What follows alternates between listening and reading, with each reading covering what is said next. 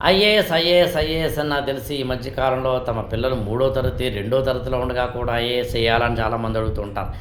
రెండో తరగతి, మూడో తరగతి, నాలుగో తరగతి నుంచి పిల్లల్ని కనుక ఐఏఎస్ చేయాలంటే ఏం చేయాలో చెప్పండి సార్ అని అడుగుతుంటారు. నిజానికి అది మంచి అలవాటు కానీ తప్పదు అనుకుంటే పిల్లలకి తక్కువ వయసులో ఉన్నప్పుడు మనం ఏం చేద్దామంటే వాడికి కొద్దిగా మంచి మంచి పుస్తకాలని పరిచయం చేద్దాం.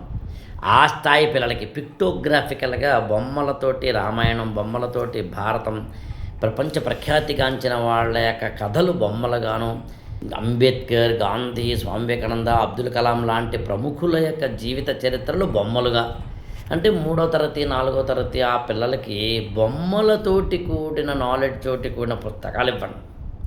వాళ్ళకి బర్త్డేకి పుస్తకాలు గిఫ్ట్గా ఇవ్వండి.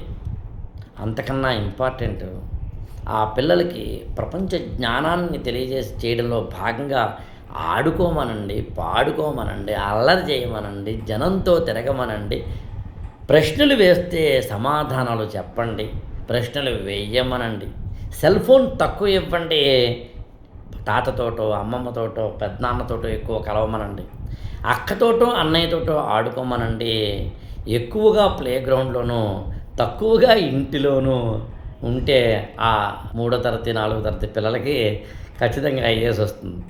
అంత చిన్నప్పటి నుంచి ఐఏఎస్ వైపు వెళ్ళమని చెప్పడం నా ఉద్దేశం కాదు, కానీ నాలెడ్జ్ ఈజ్ పవర్ అని చెప్పడం నా ఉద్దేశం.